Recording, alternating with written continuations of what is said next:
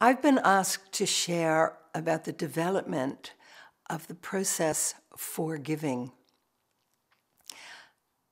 I must acknowledge that one of my greatest teachers is A Course in Miracles. I began to work with A Course in Miracles doing a lesson a day in 1977. It was a gift for my birthday.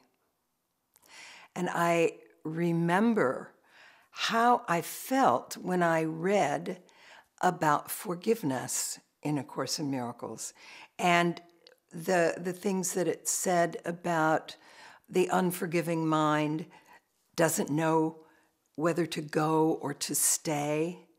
And the thing that really got me was that we are, that what we think happened really didn't happen in the way we think it did. What we're holding against others is not necessarily in all time and space what happened.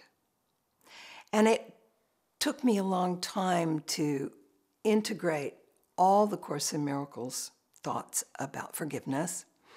And I began to realize as I looked at the words, and I love working with words, that forgiveness, in the English word anyway, is forgive. What do I have to give? So then I looked at the word resentment, which of course is the opposite of forgiveness, and it has resend. You just keep sending over and over and over a negative thought. Well, the truth is, if I'm sending negative thoughts, if I'm holding something against another person, the truth is, it's almost like poisoning myself and expecting the other person somehow to get it and to change their ways or even to die. And I began to look at forgiveness as a gift that I could give. And I remember very, very well in a meditation, early in 1986, 87,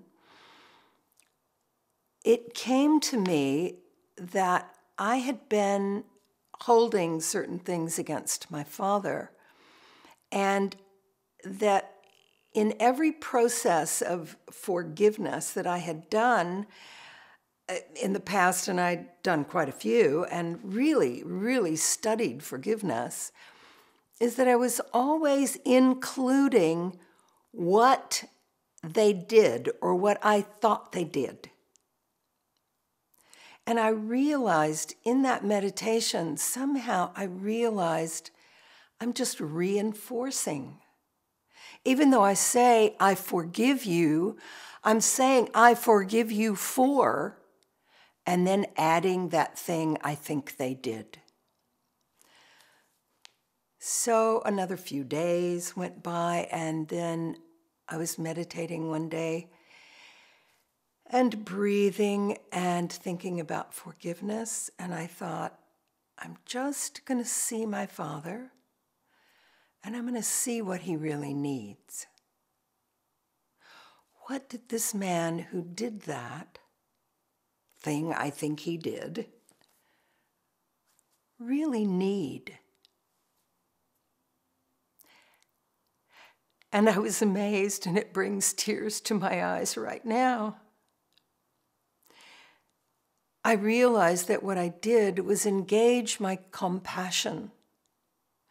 I engaged my wisdom of looking to see what did this man need. And I realized instantly. And then I made a little movie in my mind because I am very good at visualizing. And I saw him having that. the rest of that day, I felt like I was walking on air. So the next day, I decided to do it with my mother. And the same result happened. I felt so expanded, and I felt so in love with them. So over a 6-month period, I practiced with this. I wrote it. I would just vision or bring my father in and just think about him for a moment. And however he came in, I would see what he needed. Now, one day, for instance, he came in as a little boy. And what he wanted was a pair of red shoes. Now, the truth is, my father was a conservative Texas businessman. I cannot imagine, I could not at that time imagine, for heaven's sakes, my father wanting red shoes. But what about the little boy? What about a little boy who might want red shoes? And it's just completely verboten for little boys to have red shoes. He was born in 1909. So I saw him have red shoes. I just made up a whole scenario of him dancing down the street in red shoes. And again, joy, so much joy came up in me. And I felt so innocent, so pure, so wholly loving. So that then resulted in me beginning to give it to my clients. And I developed the process for giving, which includes mother, father, and yourself, 4 or 5 years old. The child, the little one who's beginning to see their cause or see themselves as cause in the world. This, I think, is the divine triad of your personality. My father is alive in me. My mother is alive in me. This child, all my ages, are alive and well and deserve to be acknowledged and deserve healing. I see the process for giving as a very deep personal healing. And I have received stories over and over again from people all over the world who have had amazing experiences of shifts in their lives simply by doing this process. So right this minute, I'd like to just go through it very quickly with you. It's if you close your eyes and see on the inner, or imagine on the inner, a light in your heart space. Just imagine. And in that light, let your mother be with you in the light. Now let yourself know what she needs the most. Imagine centering in your wisdom, in your all-knowingness. See what your mother needs.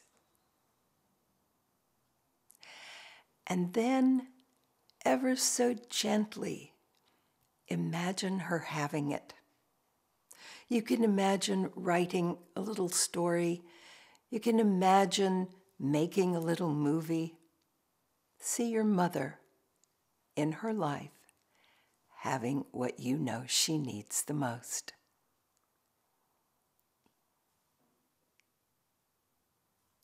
Can you make it better? Yes. Thank you. Now take a deep, deep breath and imagine your mother moving deeper into your heart space and the little scenario you have created continuing to unfold deep in your heart, whether it's at the level of your conscious awareness or not.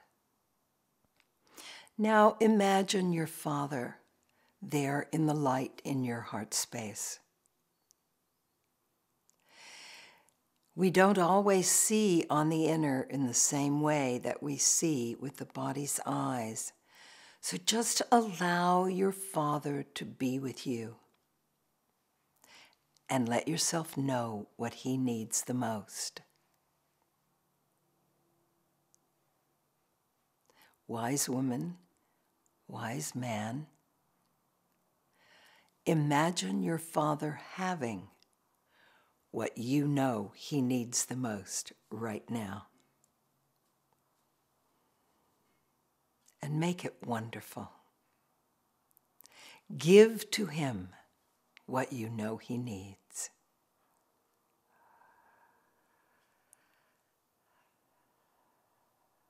Thank you. Thank you for giving your Father what you know he needs the most. Know that what you have begun in conscious awareness can and will continue to expand in your heart space as you take these pictures deeper into your heart space, allowing your love, your gift to unfold, whether it's at the level of your conscious awareness or not. Now take a long, deep breath and imagine, remember yourself 4 or 5 years old. What was your favorite thing to do when you were 4 or 5 years old? Let this precious child be with you in your heart space right now. In the light, remember, let yourself know what that child needs the most. You know. Now I invite you to make a little movie, write a little book. Imagine your 4 or 5-year-old having exactly what you know it needs right now.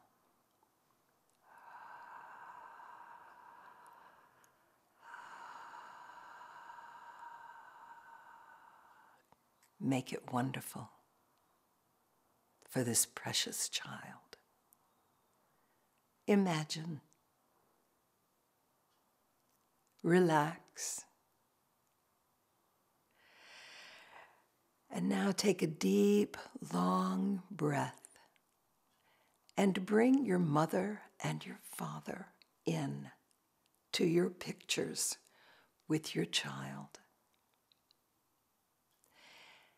And I invite you to imagine receiving gratitude from your mother, from your father, from this precious child. Gratitude for giving them the gift that you have given them, the gift of connection, your gift of love. Receive.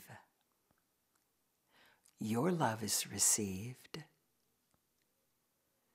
Receive their gratitude. Yes.